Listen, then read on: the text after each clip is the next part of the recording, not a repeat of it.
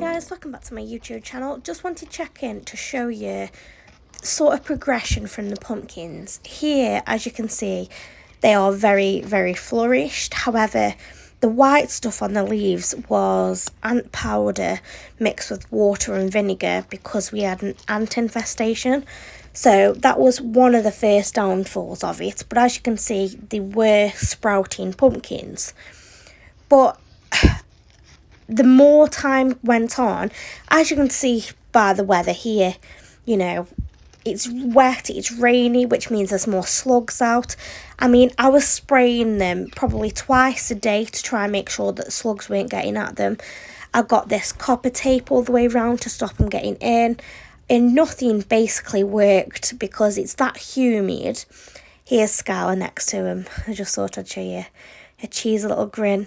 She put some makeup on, bless her, and then she was playing in the sandpit. But yeah, and here are some more of the bulbs which were sprouting, but obviously, unfortunately, it just didn't happen. Again, another pumpkin that formed, but because of the weather, as you can see here, it's rainy, it's horrible, it's vile. It was just not great weather this year for them.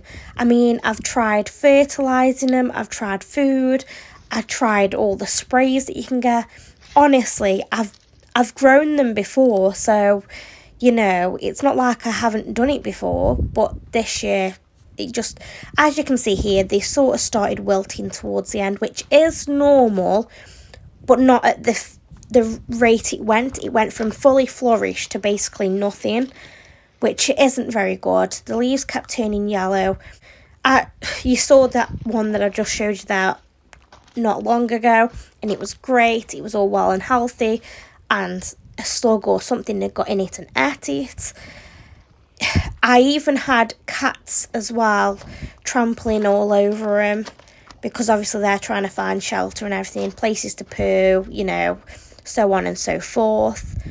But yeah, here is another one that got ate through, so it fell off. Here is sort of how long they are and how I ended up with them in the end. As you can see, they aren't great. Oh, and this one, it was a double flower. Look at that underneath, just one stem, but it's two flowers on one. I thought that was spectacular, to be honest, so I'd had to show you. And yeah, I don't think this year we're going to be able to have any at all. They keep sprouting and then they keep being taken off. They keep sprouting, then taken off. It's just not the weather for it. We haven't had enough sun for them to grow. It's mostly been rain, and although we've had 1 or 2 weeks where we've had sun, it's just not enough. And unfortunately, when you're trying to grow pumpkins, it's just not the correct weather.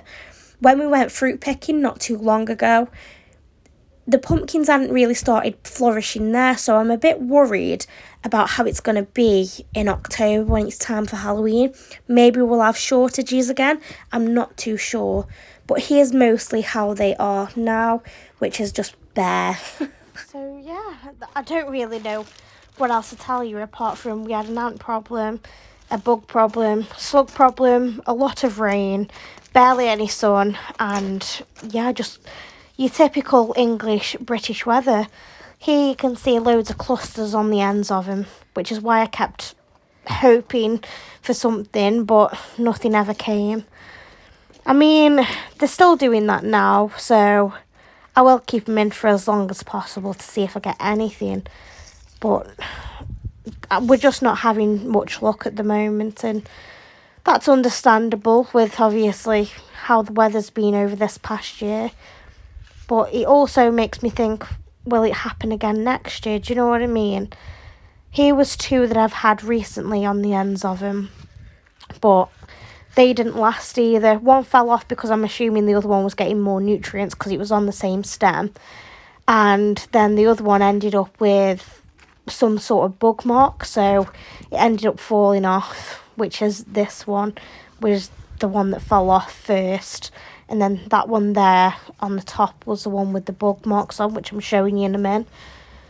It did grow for a little while until that fell off, but yeah, because I was just going to deal with the fact that it had got a bit of teeth marking. You know, most pumpkins, when you pick them, they have like little marks and imperfections on. Do you know what I mean?